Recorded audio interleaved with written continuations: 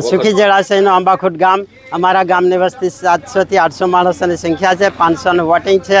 1982થી અમે ઉપરવાસ રહીએ છીએ। આંબાખોટ પ્રાથમિક શાળા 1992થી પ્રાથમિક શાળા આવેલી છે। આંગણવાડી 1986થી આંગણવાડી આવેલી છે।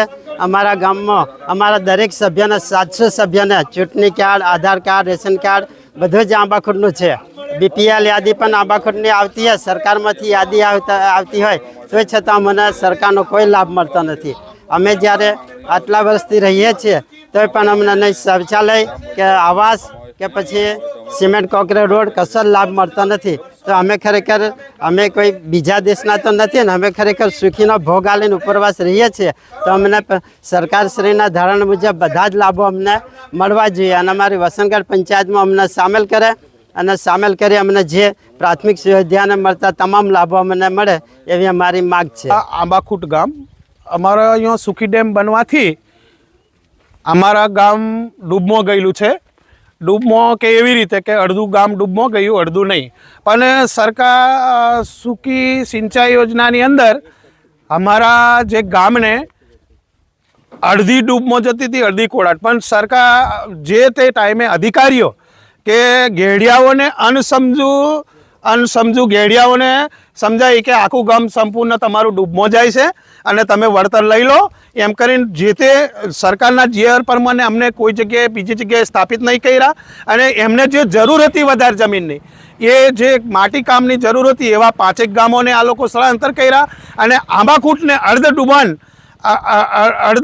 में રાખવાને બદલે આખું સંપૂર્ણ ડૂબાન બોલાડી દીધું અને સુખીના હાઈ લેવલથી ઉપરની જે ખુલ્લી રહેતી પણ આંબાખોટની જમીન સુખીમાં ઇન્ક્વાયરી કરી લીધી અને અમે અમારા ઘેડિયાઓ કે હપ્તાવારી વળતર આપવાથી જીઆર પ્રમાણે નહીં ટકાવારી 3 વર્ષે વળતર પૂરું કરવાથી અમારા ઘેડિયાઓ બીજી જગ્યાએ જમીન રાખી શક્યા નથી। 3000 વળતર મળ્યું, ઘણી જગ્યાએ એવા પુરાવા છે કે 3000માં અહીંયા વળતર મળ્યું અને અમે 12000માં બીજા રાખી।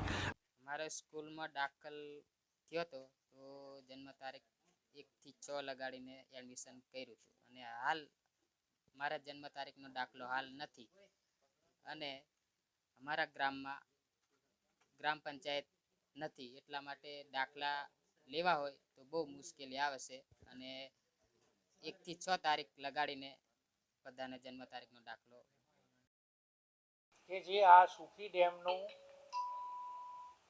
HFL હાઈ ફ્લડ લેવલની જે 148 મીટરની જે એનું લેવલ છે એ લેવલની બહાર જેટલી જમીનો રહે છે, જેટલા ખેડૂતો એ લગભગ 20-25% આજુબાજુ રહેશે અને એમને આ જમીન ડેમ પૂરો ભરાઈ જાય તો આ જમીનો ડૂબાનમાં કાયમી જવાના નથી, તો એ લોકોને જમીન પરત આપો એવી સરકારશ્રીમાં પણ રજૂઆત થઈ છે। પણ સરકારશ્રીએ છેલ્લે અમને હાઈકોર્ટના અને સુપ્રીમ કોર્ટના જજમેન્ટો આપ્યા। એકવાર ડેમ સિંચાઈ માટે અમે સંપાદિત કરેલી હોય તેને પરત આપી શકતા નથી। હાઈકોર્ટના રૂલિંગ અને સુપ્રીમ કોર્ટના રૂલિંગની વાત અમને કરી હતી અને આ વાતને લઈ અને એ ગામના જે તે લાભાર્થીઓને તમે પૂછી શકો છો। મેં એવું એમને કીધું છે કે ભાઈ આટલું છે અને જે 20-25% લોકો HFLની ઉપર રહેતા હોય એ લોકો